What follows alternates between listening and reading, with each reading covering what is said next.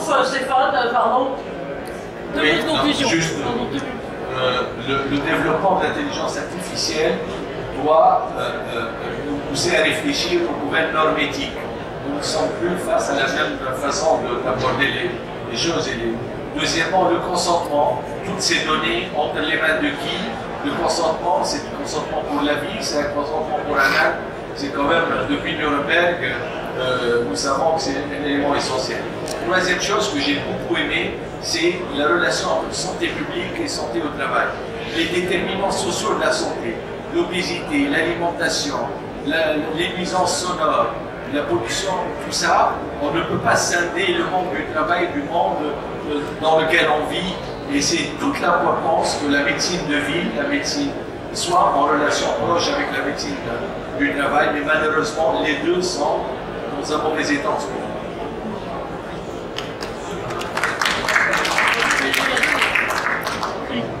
Donc moi, ça va être très bref, moi je voudrais souligner, et c'est ce qui est apparu dans la discussion, que parmi les facteurs de santé au travail et de santé tout court, il y a la question du sens au travail, il y a la question que les femmes et les hommes au travail fassent un travail et du sens pour eux et du sens pour l'ensemble de la société. Ça me paraît très important, et dans cet esprit-là, on a organisé une exposition que je vous invite à visiter sur les grilles du Jardin de Luxembourg au Sénat, donc 80 photos tirées du fond de l'agence Magnum Photo et qui doit justement, dans notre esprit, illustrer l'importance du sens au travail.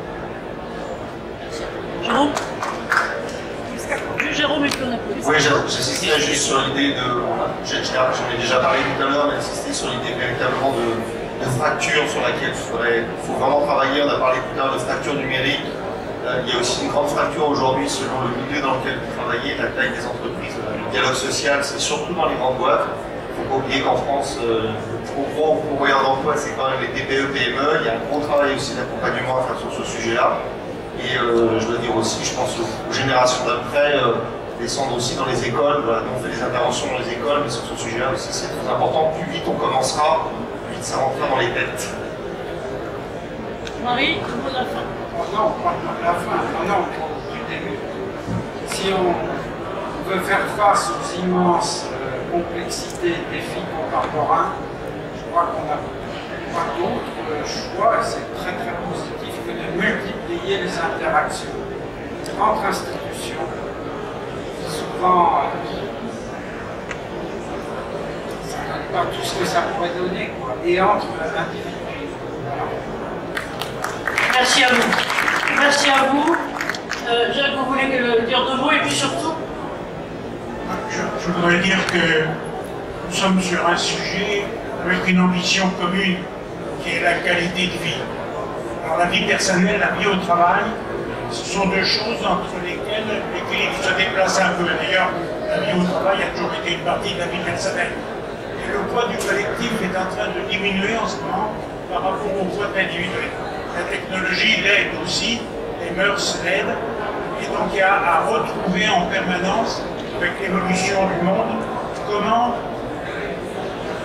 favoriser la qualité de vie, de la vie de chacun, de la vie de tout le monde, tout au long de la vie stipulée. Et ça, c'est notre travail, c'est celui auquel nous aspirons tous et que nous devons travailler en permanence à développer. Voilà. Merci à vous tous. Tout le monde, merci d'applaudir nos intervenants. Et puis, rendez-vous sur le site du CERF dans la